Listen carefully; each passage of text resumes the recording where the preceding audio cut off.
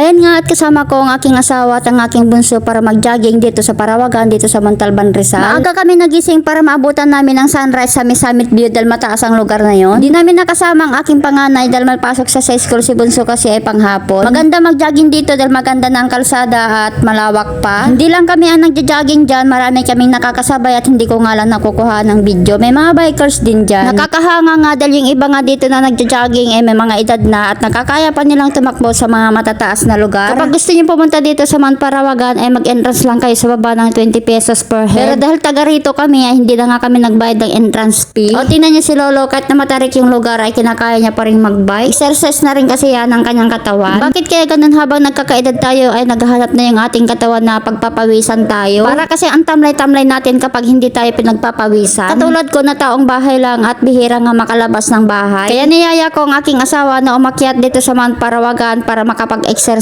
naman. Wala naman siyang biyahe ngayon dahil araw ng kanyang coding. Nakarating na kami dito sa tinatawag nilang grotto at maganda rin dito dahil overlooking. Siya nga pala, siguraduhin yung may dala kayong tubig kapag aakyat kayo dito dahil nakakahingal. Meron namang mga tindahan dito na pwedeng mabilhan kaso nga lang medyo pricey. Kung nagtitipid ka ay magdala ka na lang ng tubig pero kung galante ka naman ay di bumili ka na lang.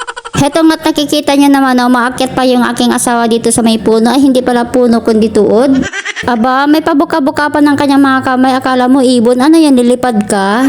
Nagmadali na nga siyang bumaba dahil parang gumalaw yung kanyang tinutungtungan dahil siguro sa sobrang bigat niya. Nakakaramdam na nga siya ng pananakit ng kanyang tuhod at ang kanyang katawan kaya ang sabi ko sa kanya, alaksan lang ang katapat niyan.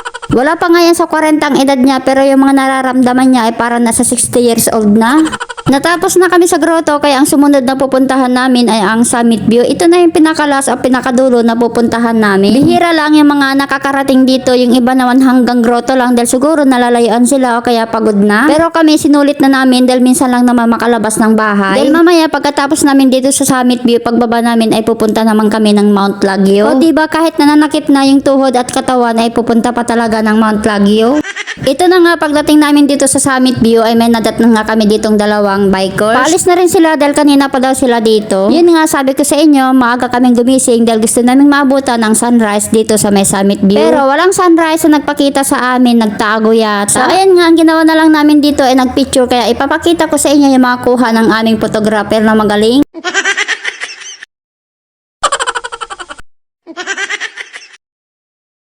O diba wala sa ayos yung aming photographer kaya bawat picture ay may masasabi ka talaga. Di ko na lang ipapakita sa inyo lahat dahil lahat ng kuha niya ay puro palpa. Wala man lang pwedeng ipang my day o kaya pang change profile man lang. Tingnan mo naman ang makikita mo dito sa may Summit View, talagang kitang kita dito ang buong city. Mas maganda siguro ang kuha nito kung iPhone ang cellphone natin kaso nga lang Android lang ang cellphone natin. Pagtsagaan na lang natin to kaysa naman wala tayong magagamit na pang vlog. Maalala ko lang habang naglalakad kami kanina papunta dito sa may Summit View ay nakapulot nga kami ng 40 pesos sa barya. Pinulot naman ng aking asawa at pangkape niya daw yun. Hindi namin maibalik dahil hindi naman namin kilala kung sino nakalaglag na. Tapos na kami sa Summit View at papunta na nga kami nito sa may Mount Lagyo.